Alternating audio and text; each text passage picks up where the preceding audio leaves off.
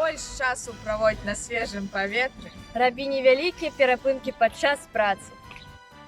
Мыйте руки перед едой, после вулицы и прибираетесь. Выбирайте здоровую ежу. Ешьте больше садовины и огородины.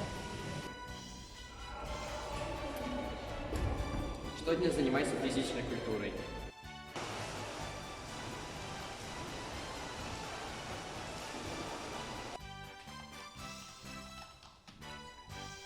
Не карыстайся без пільної потреби комп'ютером ці смартфоном. Роби перепынок. Позбягайте шкодных звычак. Чисти зубы, штодня промой душ.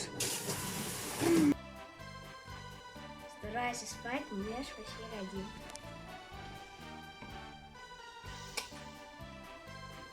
Мыслим позитивно.